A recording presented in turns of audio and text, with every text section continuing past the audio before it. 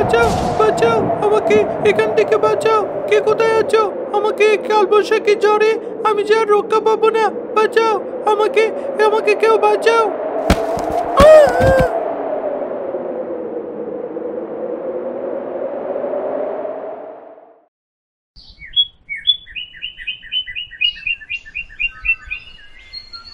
কিরে দাদা, তুই উঠেছিস? তোর কি হয়েছিল? তোর চিৎকারের শব্দ শুনে আমরা দৌড়ে যাই, গিয়ে দেখি তুই মাটিতে লুটিয়ে পড়ে আছিস। তোর কি হয়েছিল ভাই? তোর জন্য আমরা সারা রাত কাল ঘুমোতে পারিনি। মা তোকে দোকান থেকে মুড়ি আনতে বলেছিল, আর তারপর থেকেই তোর কোনো খোঁজ নেই। কোথায় গিয়েছিলি সারাদিন? মা, আমি দোকানে গিয়েছিলাম মুড়ি আনতে। তখন বন্ধু বাদলের সঙ্গে দেখা হয় এবং সঙ্গে সঙ্গে তার বাসায় যেয়ে সারাদিন খেলা করি। তারপর যখন বিকাল হয় তখন আমার মনে হয়েছিল বাসায় ফেরার কথা। তখন মুড়ি নিয়ে বাসায় ফিরছিলাম, হঠাৎ কালবৈশাখী বাতাস ছেড়েছিল, আর সেই বাতাসে আমি প্রচুর ভয়ে রাস্তায় দাঁড়িয়ে চিৎকার দিতে থাকি। হঠাৎ ঝড়ের মধ্যে একটি গাছ এসে আমার শরীরের উপর পড়ে এবং আমি জ্ঞান হারিয়ে যাই। দেখছিস রবি, মায়ের কথা না শুনলে কি হয়?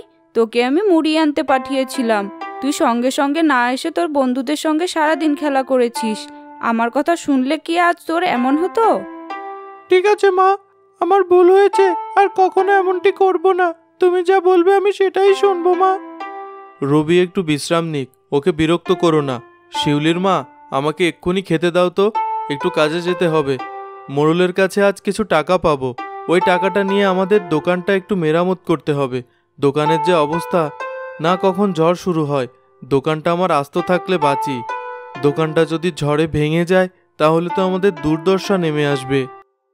আমাদের ঘরের অবস্থাও তো খুব খারাপ বাবা, বৃষ্টি হলেই তো ছিদ্র দিয়ে পানি পড়তে থাকে। আমাদের চালটাও তো মেরামত করা দরকার বাবা। হ্যাঁ মা, ঠিক বলছিস, কিন্তু আগে দোকানটা ঠিক করা দরকার, কারণ দোকান ছিদ্র হয়ে পানি পড়লে সেটা আগে ঠিক করতে হবে। না হলে যে দোকানের মালামাল সব নষ্ট হয়ে যাবে রে মা, আর নষ্ট মাল কেউ কিনতে চাইবে না, আমার যে অনেক বড় ক্ষতি হয়ে যাবে।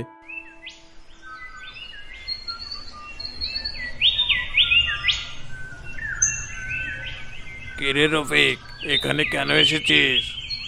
মোড়ল মশাই, আমি এসেছি আমার পাওনা টাকাগুলো নিতে।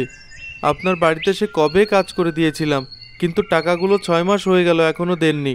কালবৈশাখীর ঝড় হবে, আমার দোকানটা মেরামত করার জন্য আমার টাকার প্রয়োজন। দয়া করে আমার পাওনা টাকাগুলো আমাকে দিয়ে দিন মোড়ল মশাই। কি রে, তোর এত বড় সাহস? তুই মোড়ল মশাইয়ের মুখে মুখে কথা বলিস? তোকে যেদিন টাকা দিবে সেদিন তোকে ডেকে পাঠাবো, যা এখন। আমার ঘরের অবস্থাও ভালো না, টাকাটা আমার খুব দরকার। দোকানপাট আর ঘর একসঙ্গে মেরামত করা জরুরি, না হলে এই ঝড় বৃষ্টিতে আমরা যে আর রেহাই পাবো না। দয়া করে আমার পাওনা টাকাগুলো ফিরিয়ে দিন মোড়ল মশাই।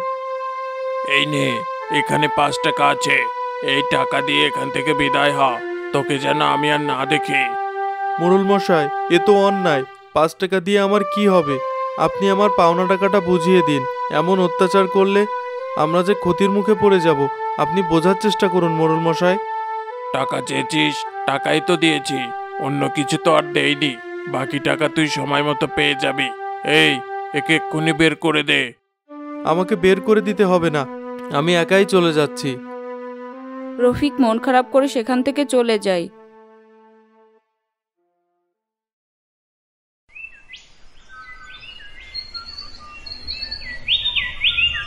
তোমরা কি করছো এখানে বাচ্চারা? আমরা এখানে খেলা করছি বুড়িমা, কিন্তু তুমি কে? তোমাকে তো ঠিক চিনলাম না। আমি এক পথিক, হাঁটতে হাঁটতে ক্লান্ত। আমাকে কিছু খেতে দিতে পারবি তোরা? আমাদের কাছে তো কোনো খাবার নেই বুড়িমা, তবে তুমি চাইলে আমার মায়ের কাছে যেয়ে খাবার চাইতে পারো। আমার মা হয়তো তোমাকে খাবারের ব্যবস্থা করে দিবে। কি হয়েছে? এখানে তোরা কার সঙ্গে কথা বলছিস? আমি অনেক দূর থেকে এসেছি, খুব খিদা পেয়েছে আমার। আমাকে কি কিছু খেতে দিতে পারবি তোরা? খিদায় আমি আর হাঁটতে পারছি না। আমাদের ঘরে তেমন কিছুই নেই, আপনাকে কি খেতে দিই? আসুন, ঘরে যা আছে তাই খেতে দিব। গরিবের বাড়িতে এসেছেন, না খেয়ে যেতে দেব না। আসুন মা।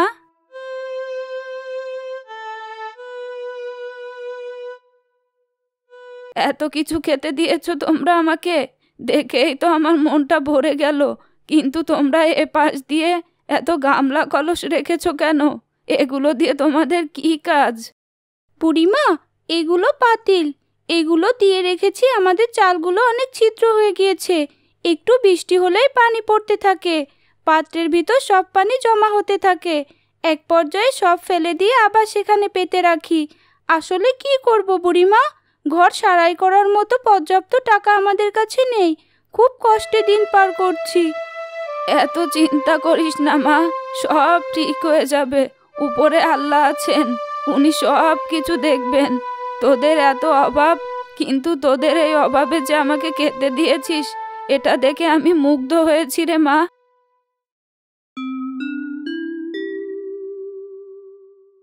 আমি চলে যাচ্ছি, যাওয়ার আগে তোদের এই বাক্সটা দিয়ে যাচ্ছি। এই বাক্সটি খুব যত্ন করে রাখবি। কি আছে বুড়িমা এই বাক্সে? এটি কোনো সাধারণ বাক্স নয়, এটি একটি জাদুর বাক্স। এই বাক্স থেকে প্রতিদিন সকালে তোদের প্রয়োজন মতো টাকা চেয়ে নিতে পারবি। তবে হ্যাঁ, অতিরিক্ত লোভে পড়ে বেশি টাকা পয়সা চাইলে বা একবারের অধিক টাকা চাইলে বাক্সটি আর কোনোদিনই কাজ করবে না। সাবধান। আপনাকে অনেক ধন্যবাদ বুড়িমা। আমাদের অভাবের সময় আপনি যেভাবে আমাদের উপকার করবেন আমরা কল্পনাও করিনি। ঠিক আছে, তাহলে আজকে আমি যাই। হয়তো আবারও কোনো একদিন তোমাদের সঙ্গে দেখা হবে। ভালো থেকো, বিদায়।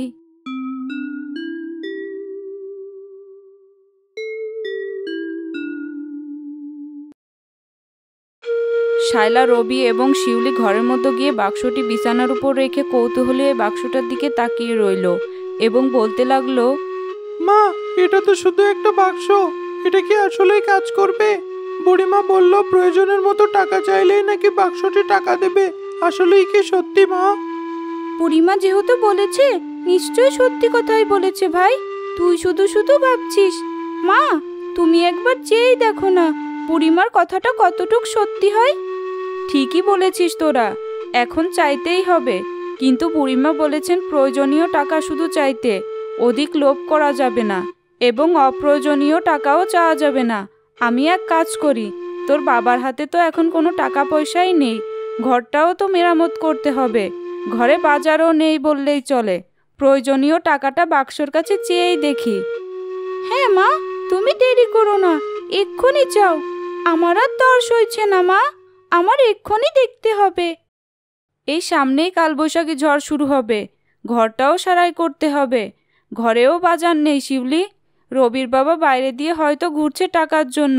আমাদের প্রয়োজনীয় টাকাটা তুমি এখনই আমাকে দাও। ঠিক আছে, এই নাও, তোমার প্রয়োজনীয় টাকা এখান থেকে নিয়ে নাও, নিয়ে নাও।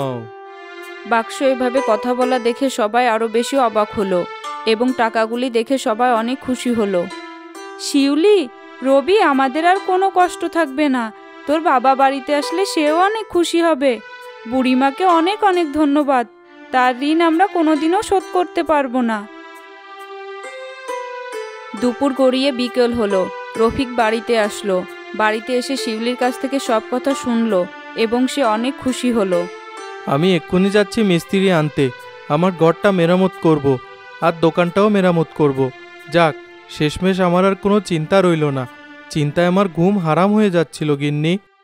হ্যাঁ গো, তুমি এখনই যাও, ঘরটা মেরামত করো আর দোকানটাও সুন্দর করে মেরামত করো। রফিক মিস্ত্রি এনে তার ঘর মেরামত করছে।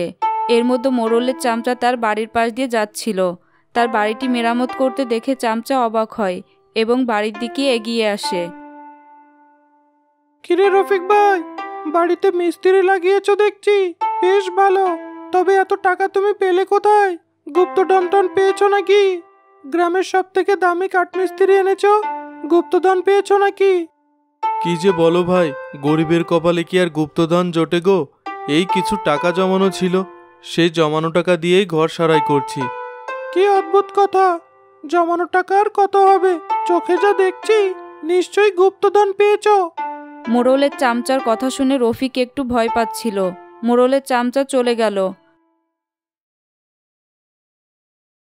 হাঁটতে হাঁটতে কিছু দূর যাওয়ার পর চামচা বলল, রফিক ভাই নিশ্চয়ই কিছু একটা পেয়েছে। এত টাকা কোথা থেকে পেল? ঘরকে একদম নতুন করে ফেলছে।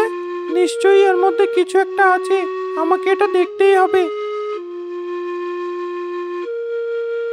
পরের দিন সকালে তারা সবাই মিলে বিছানার উপর বাক্সটি রেখে প্রয়োজনীয় টাকা চাইছিল, যেন রফিক তার দোকান সারাতে পারে। আর ঠিক তখনই মোড়লের চামচা আসছিল রাস্তা দিয়ে। বাইরে কাউকে দেখতে না পেয়ে জানালার দিকে এসে কান পেতে সব শুনছিল। এই জাদুর বাক্স, আমার দোকানটা সারাই করার জন্য প্রয়োজনীয় কিছু টাকা দরকার। তুমি আমাকে টাকাগুলি দাও। ঠিক আছে, এই নাও। তোমার প্রয়োজনীয় টাকা এখান থেকে নিয়ে নাও, নিয়ে নাও। ও, তাহলে এই ব্যাপার, সব বুঝতে পেরেছি। এই জাদুর বাক্স থেকে ওরা এত টাকা দিচ্ছে। আজ রাতেই এই বাক্সটি চুরি করব। রফিক টাকাগুলো নিয়ে তার দোকানটাও মেরামত করে ফেললো। তার প্রয়োজনীয় সমস্ত কাজ সে সম্পূর্ণ করে ফেললো। কালবৈশাখী ঝড়ের তার আর কোনো ভয় রইল না। ওই দিন রাতে মোড়লের চামচা এসে ঘর থেকে বাক্সটি চুরি করে নিয়ে যায়।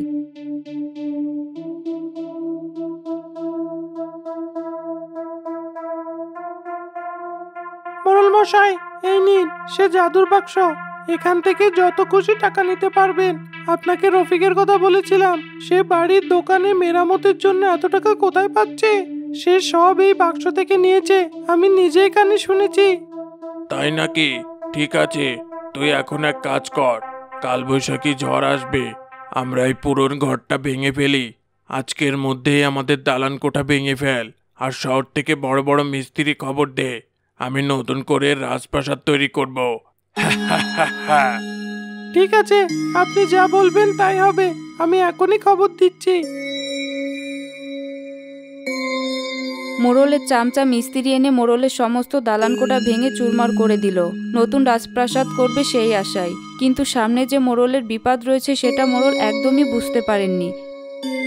এই জাদুর বাক্স দে, আমাকে 2 বস্তা টাকা দে। আমি টাকা দিয়ে রাজপ্রাসাদ তৈরি করব। তুমি একজন লোভী মোড়ল। তোমার চামচা রফিকের বাসা থেকে আমাকে চুরি করে নিয়ে এসেছে। তুমি প্রয়োজনে আমাকে কাজে লাগাচ্ছ না, আমাকে অপ্রয়োজনে কাজে লাগাচ্ছ। তুমি তোমার ভালো ঘরটা ভেঙে ফেলেছ, তুমি অপচয় করেছ। আমি তোমাকে একটা টাকাও দিতে পারবো না। আমি চললাম, আমি চললাম।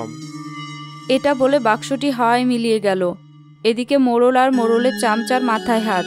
মোড়ল তার ঘরবাড়ি সব ভেঙে ফেলেছে রাজপ্রাসাদ করার আশায়, কিন্তু এদিকে লোভের তাড়নায় সে টাকার বাক্সটিও হারালো। কিছুদিন পর শুরু হলো কালবৈশাখী ঝড়। পর্যাপ্ত ঝড় বৃষ্টির কারণে সব জায়গায় পানি বেড়ে গিয়েছে, আর সেই পানিতে ভেসে যাচ্ছে মোড়ল এবং চামচা। লোভ করে আজ মোড়লের কি অবস্থা হয়েছে। মোড়লের সব কিছু থেকেও আজ তার কিছুই নেই, বন্যার পানিতে ভেসে বেড়াচ্ছে। হা হা হা, ঠিকই বলেছ। দেখো, সঙ্গে সেই চামচাটাও আছে। বল, আমাকে কেন মিথ্যা বললি? বল, বল কি বাক্স দিয়েছিস আমাকে? বল।